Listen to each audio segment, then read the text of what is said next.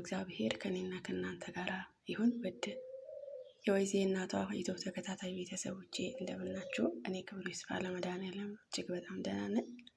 በያላችሁበት ክርስቶስ ሰላም ፍቅር በዘት ይበርላችሁ።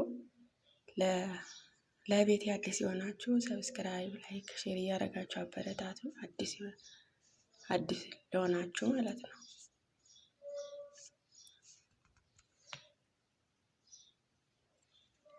ነባሮች ደግሞ አበረታቱን።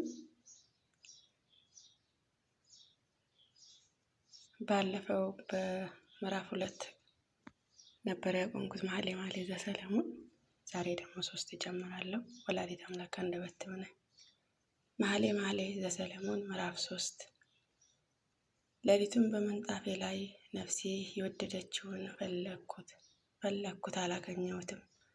አነሳሁት በከተማይቱንም አዞራለሁ። ነፍሴ የወደደችውንም በጎዳናና በአደባባይ ፈለግኩት አላገኘሁትም።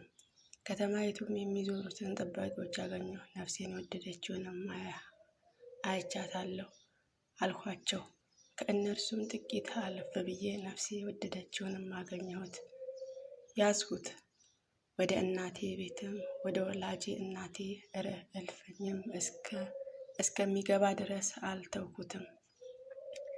እናንተ ኢየሩሳሌም ቆነጃጅቶች ሆይ እርሱ እስኪፈልግ ድረስ ፍቅርም እንዳታሰናክሉብኝ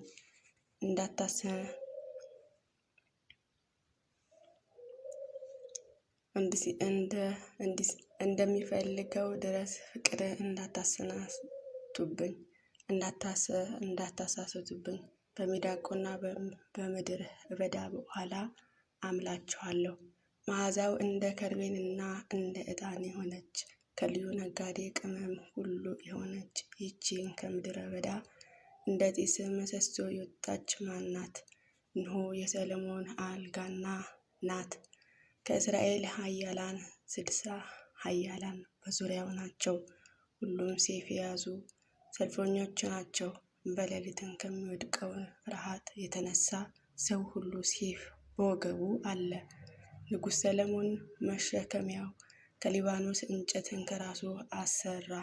ምሰሶቹንና የበሩ መደገፊያዎቹንም የወርቅ መቀመጫውን ሐምራዊ ግምጃ አደረገ።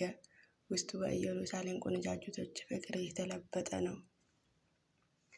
እናንተ የጽዮን ቆነጃጅቶች ውጡ፣ እናቱ በሰርጉ ቀንና በልቡ ደስታ ቀን ያደረገችለትን አክሊል ደፍቶ ንጉሥ ሰሎሞን እዩ ይላል። ስለ ቃሉ የቃሉ ባለቤት አምላካችን ይክበር ይመስገን፣ አሜን። አቡነ ዘበሰማያት ይትቀደስ ስምከ ትምጻእ መንግሥትከ ወይኩን ፈቃድከ በከመ በሰማይ ከማሁ በምድር ሲሳየነ ዘለለዕለትነ ሀበነ ወኅድግ ለነ አበሳነ ወጌጋየነ ከመ ንሕነኒ ንኅድግ ለአበሳለነ ኢታብአነ እግዚኦ ውስተ መንሱት አላ አድኅነነ ወባልዐነ እምኩሉ እኩይ እስመ ዚአኬቲ መንግሥተ ኃይል ወስብሐት ለዓለመ ዓለም። በሰላመ ቅዱስ ገብርኤል መልአክ ኦ እግዝእቴ ማርያም ሰላም ለኪ ድንግል በልናኪ ወድንግል በሥጋኪ እም እግዚአብሔር ጸባኦት ሰላም ለኪ ወርክት አንቲ እምአንስቶ ፍሬ ከርሥኪ ተፈሥሒ ፍሥሕት ኦ ምልዕተ ጸጋ እግዚአብሔር ምስሌኪ ሰአሊ ወጸልይ ለነ ምሕረተ ወፍቁር ወልድኪ ኢየሱስ ክርስቶስ ከመ ይስረይ ለነ ኃጣውኢነ አሜን።